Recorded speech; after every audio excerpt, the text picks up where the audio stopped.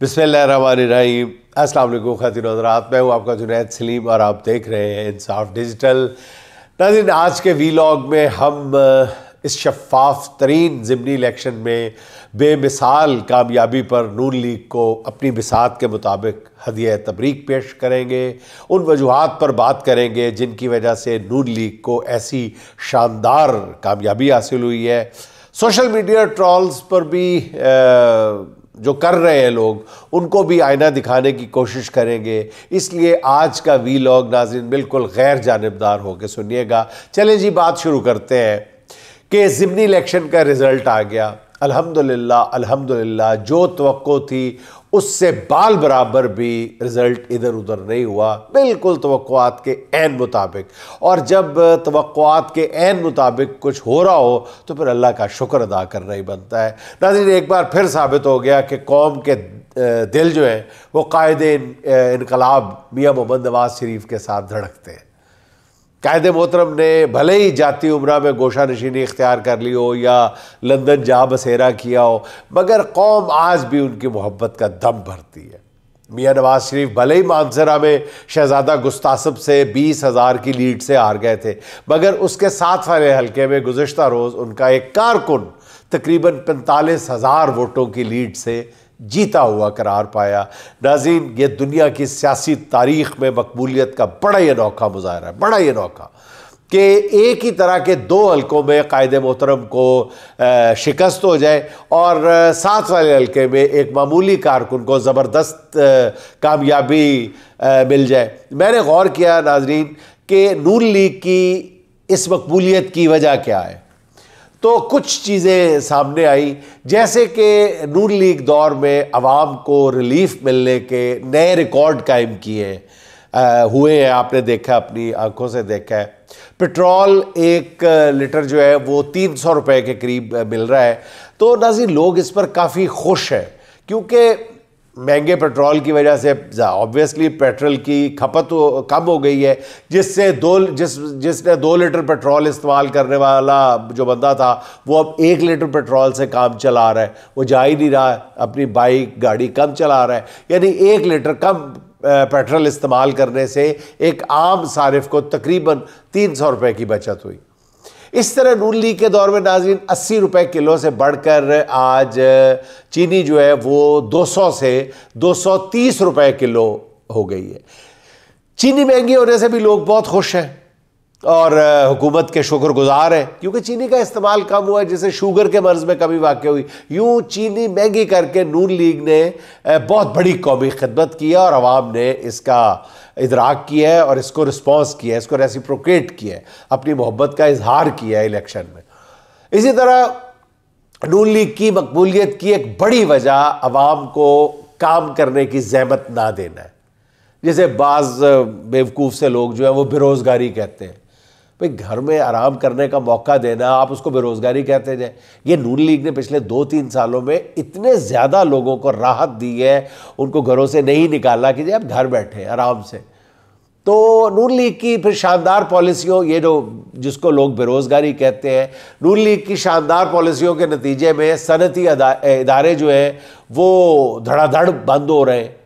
Obviously इसीलिए बेरोज़गारी जिसको आप कहते हैं वो बेरोज़गारी पैदा हुई है। दूसरी बात ये है कि ये जो फैक्ट्रियां और कारखाने बंद हुए हैं धड़ाधड़, जो ओवरसीज़ कंपनीज़ हैं ये मुल्क से बाहर भाग गई हैं। तो नाज़रीन, सिर्फ ये बेरोज़गारी का एक फ़ायदा नहीं हुआ कि लोगों को आराम करने का घरों में मौका मिल गया, ना ना ना ना, आलूदगी कम हुई है, शोर कम हुआ है, नॉइस पोल्यूशन यानी वो भी कम हुई है, एयर पोल्यूशन कम हुई है। नाज़रीन, फैक्ट्रियां करती क्या थी धुआं देने के अलावा ना। ये देखें, इसलिए अवाम ने, जिससे ये सारा कुछ जो हुआ है वो उससे हुआ क्या है कि बेरोज़गारी ने, आप इसको बेरोज़गारी कहते हैं, मैं तो आराम करने के वाक़े कहूँगा।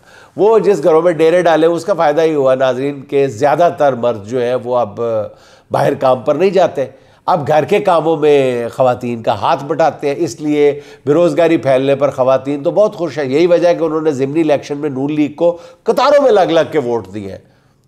और मतलब ख़वातीन जो है वो वोट डालने के लिए इतनी बेताब थी, इतनी बेचैन थी कि लंबी लंबी कतारें, मीलों लंबी कतारें हर पोलिंग स्टेशन पे ख़वातीन की नज़र आई है। ये कोई छोटी बात है, इसलिए कि उनके शौहर अब उनका घरों में रह के हाथ बटाने लगे। इसी तरह आजकल गैस की लोड शेडिंग भी पूरे अरूज पे है, इस पर भी ख़वातीन वोटर्स बहुत खुश हैं क्योंकि उससे चूल्हे ठंडे पड़ गए। अब ख़वातीन अपने मर्दों को हुक्म देती है कि वो बाहर से खाना लाएं, जो लाना उनको लाना पड़ता है। अब गैस की लोड शेडिंग पे औरतों ने सुख का सांस लिया है। तवील अरसे के बाद उनके घर के कामों से उनकी जान छूटी है। यही वजह है कि गैस लोड शेडिंग के एहसान का बदला भी जो है ख़वातीन ने नून लीग को वोट डालकर हक अदा कर दिया, शुक्रिया अदा किया। नून लीग इसी तरह लोगों की नाज़रीन खिदमत करती रही तो मुस्तकबिल में भी आप देखेंगे कि नून लीग को इससे कहीं ज़्यादा बड़ी कामयाबियाँ मिलेंगी। कल रात से लोगों को नून लीग की जीत की वजूहात नहीं मिल रही कि जी क्यों नून लीग जीत रहे हो, कमअकल हो जिसको नून लीग की जीत की वजह नहीं समझ आ रही। तो मैंने सोचा कि चलो इस तरह जीत के लिए नून लीग ने पिछले 2 साल में जो मेहनत की थी, जो वजूहात हैं वो तो आवाम को बताई जाए ना। कुछ मुझे समझ आती है, कुछ आपके नज़र में हो तो मुझे बता दीजिएगा। ज़िमनी इलेक्शन से मुतालिक ये जो आज़ादाना रिपोर्टर्स हैं ना नाज़रीन, ये पता नहीं क्या कहते रहते हैं, किस चीज़ के आज़ाद रिपोर्टर्स हैं। ये उनसे दिल में मतलब ये शिकवा पैदा हुआ कि ज़्यादातर लोग जो है ना, ये जो रिपोर्टें सामने आई है ना, मैंने तो देखा है उनकी रिपोर्टों की रोशनी में मुझे पाकिस्तान की आवाम जो है ना नाशुक्री लगी है। ये घरों से निकले ही नहीं और नून लीग को वोट डालने का फ़र्ज़ कफ़ाया जो है वो सिर्फ 5-7% बकौल इनके ये जो गैर जानिबदार रिपोर्टर्स हैं ना बने फिरते हैं। ये इन गैर जानिबदार रिपोर्टर्स कहते हैं कि जी हम हल्फिया कहते हैं, एक नहीं दो नहीं कम से कम 10 रिपोर्टर्स वो कहते हैं कि जी हम हल्फिया अल्लाह के पाक कलाम पे हाथ रख के कहते हैं कि 5 से 7% वोट कास्ट हुआ है। अब इन रिपोर्टर्स की रिपोर्ट के बाद डर ये है कि इस गुनाह अजीम पर कौम किसी अजाब का शिकार ना हो जाए। ऐसी ना शुक्री कि ज़िमनी इलेक्शन के टर्न आउट ने साबित किया है कि आम आदमी का इलेक्शन के इससे जो भी हुआ है उससे कोई ताल्लुक ही नहीं है। इतना कुछ नून लीग ने आपके लिए किया और आप एक वोट मतलब दिन के 1 बजे तक नाजरीन बेशतर पोलिंग स्टेशंस पर एक वोट भी कास्ट नहीं हुआ था। बाज़ इलाकों में मसाजिद में ऐलान कराए गए, लोगों को वोट डालने की अहमियत पर मसाजिद के लाउड स्पीकर्स पर दर्स दिए गए। मगर ज़ाहिर है कि अब मसाजिद पर अब जिन ख़तीबों को आइम्मा कराम को 20-20, 25-25 हज़ार रुपये मारना कि आपने लालच दिया हुआ है, उन्होंने लाउड स्पीकरों पर ऐलान तो करने थे ना कि जी उनको वोट दे जाके, मगर फिर भी लोगों ने वोट डालना ज़रूरी नहीं समझा। इसलिए मैं नाशुक्री कौम कह रहा हूँ। शाम को जब रिज़ल्ट का ऐलान हुआ तो नाज़रीन सरकारी तौर पे हैरत अंगेज़ तौर पे बड़ी खुशी हुई दिल में कि जी टर्न आउट जो है वो 18% तक चला गया।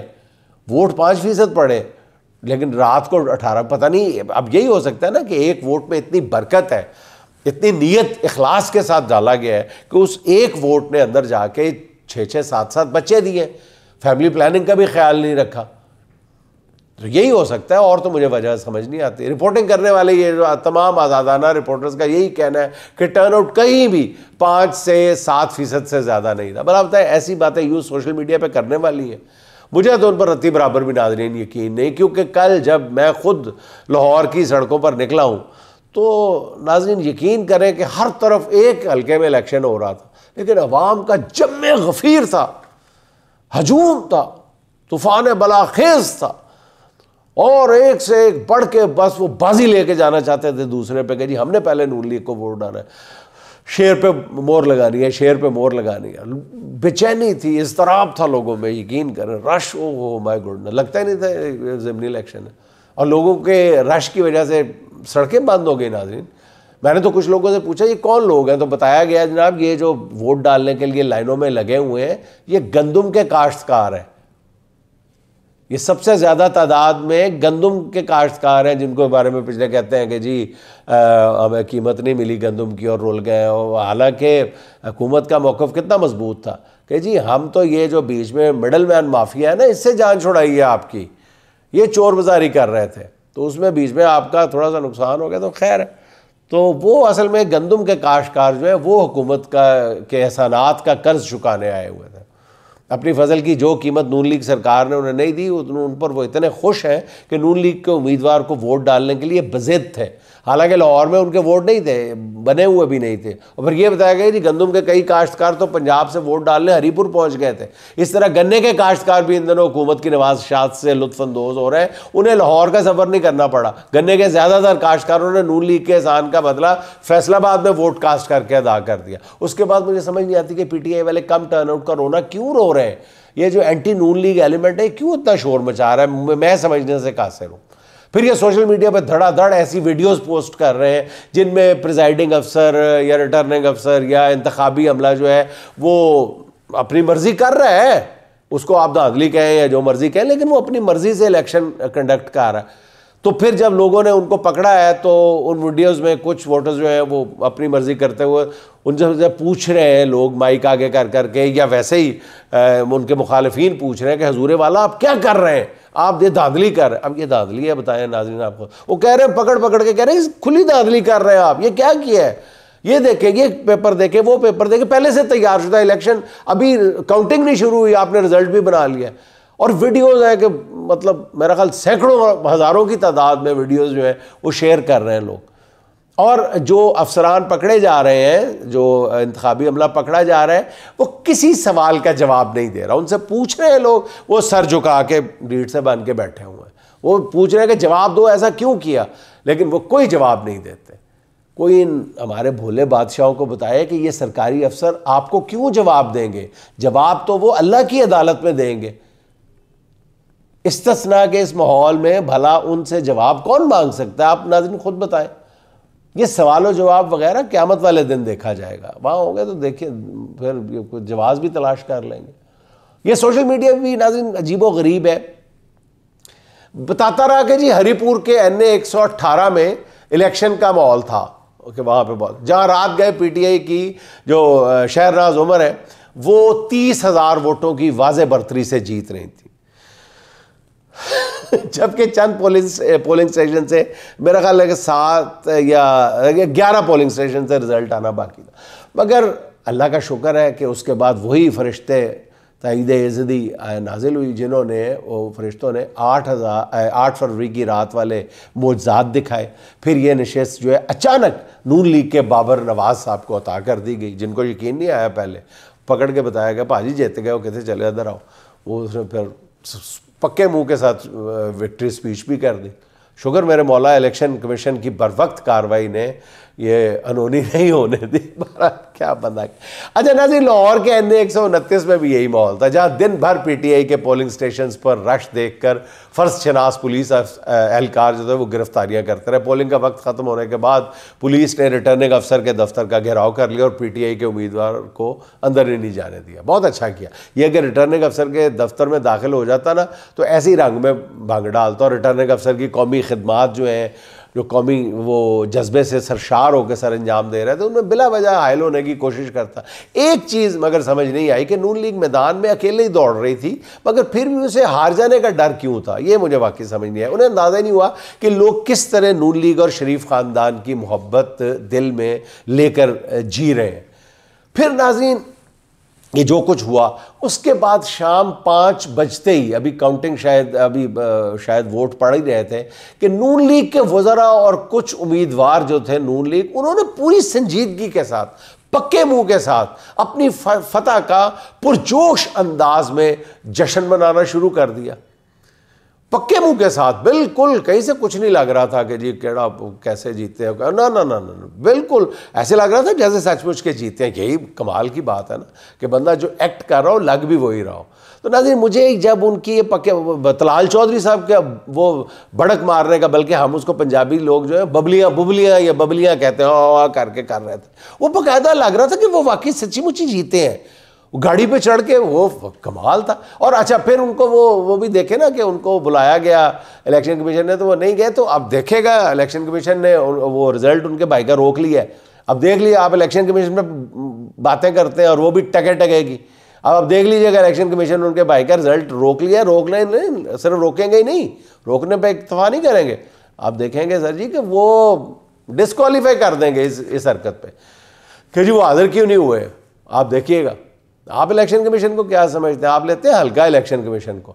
मुझे वो जब ये जश्न मना रहे थे ना बड़ी अच्छे पक्के मुंह के साथ, तो मुझे नाज़रीन अपने दौरे तालिब इल्मी का वो याद आ जाता है कि हमारे हमसाए में एक उनका बिजनेसमैन था, अपने वो मालिक की कमर में छुरा घोंप के अरबपति या करोड़पति बना था। तो उसने अपने सारे बच्चों को, जिनको अपने अल्लाह माफ़ करें अंग्रेज़ी में नाम भी नहीं लिखने आते थे, वो डॉक्टर और इंजीनियर बनाने का फ़ैसला कर लिया। मैं ऐसा FSC करानी, मेरा भी उनमें से एक क्लास फेलो था। तो वो नाज़रीन उसको उन्होंने, वो जो सुपरडेंट आता था लाहौर से, वो उनके घर में क़याम करता था, जो पूरे इम्तिहानी मराकज़ का इंचार्ज होता था, तो उनके घर में क़याम कर, उनकी मेज़बानी वो उन्हीं साहब के ज़िम्मेदारी थी। तो उन्होंने जनाब वो अपनी मर्ज़ी से अपने घर में बैठ के हर बच्चा जो है पेपर देता था। तो जो मेरा क्लास वाला था वो यकीन जाने कि अंग्रेज़ी में शायद अपना नाम भी मुश्किल से लिखता हो, FSC के पेपर थे। तो जनाब वही हुआ कि सुपरडेंट आया, घर में ठहरा, उसने वहीं बैठ के सारे पेपर किए, 2-2 3-3 टीचर्स उसके पेपर कराते थे। तो अल्टीमेटली बहरहाल ये हुआ कि उसको मेडिकल कॉलेज में दाखिला मिल गया। अच्छा, मेडिकल कॉलेज में दाखिला मिला नाज़रीन, तो उन्होंने अपने बेटे को मेडिकल कॉलेज के दाखिले की खुशी में एक दावत रखी। अब दावत में जो मज़ेदार बात ये थी कि वो अब सब दावत में जो शरीक थे, सब लोगों को पता था कि ये होनहार तालिब इल्म जो है मेडिकल कॉलेज तक कैसे पहुंचा है।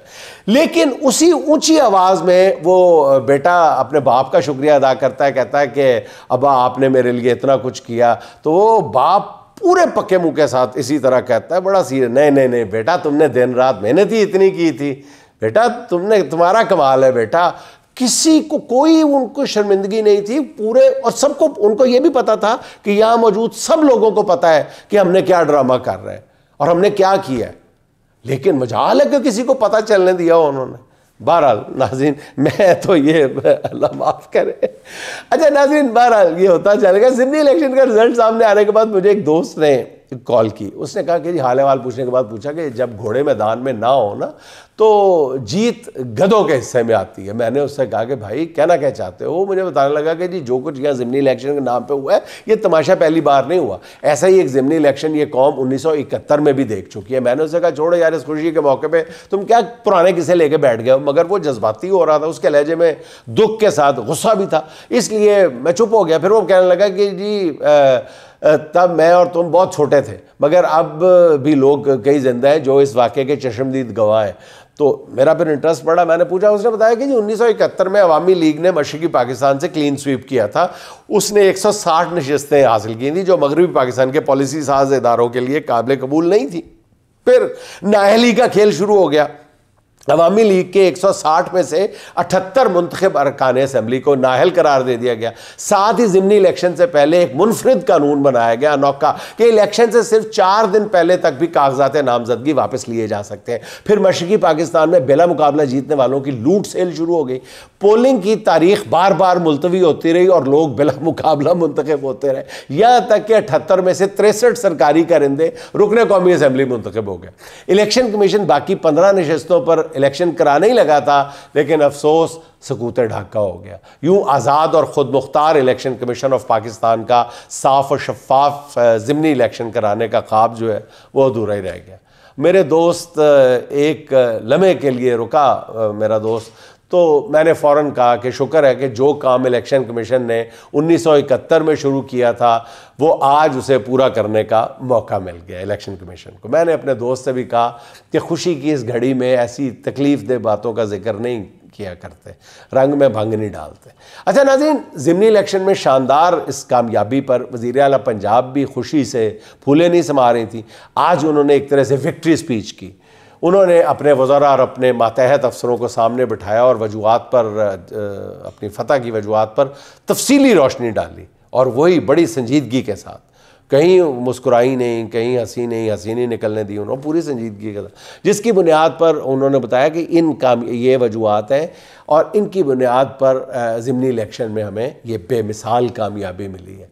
मैडम वज़ीर आला बता रही थी कि इलेक्शन बिल्कुल शफाफ थे।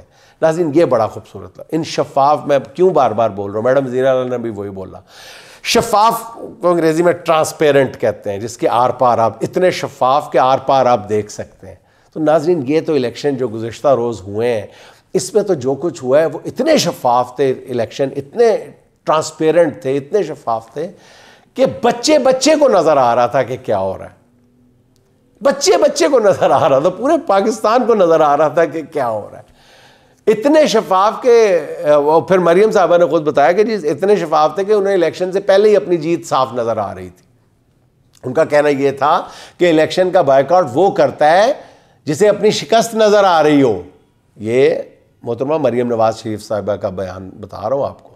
कहती हैं कि इलेक्शन का बायकॉट वो करता है जिसे अपनी शिकस्त नज़र आ रही हो। मैडम वज़ीर आला ने यह नहीं बताया कि उनके वालिद गिरामी मोहतरम जनाब मियाँ मोहम्मद नवाज शरीफ साहब ने भी 2008 में जमात इस्लामी और तहरीक इंसाफ के साथ मिलकर इलेक्शन का बायकॉट कर दिया था, मगर इस बायकॉट के बावजूद आखिरी वक्त में नून लीग के उम्मीदवारों ने अपने कागजात नामजदगी वापस नहीं लिए थे, इलेक्शन लड़ने का फैसला कर लिया था।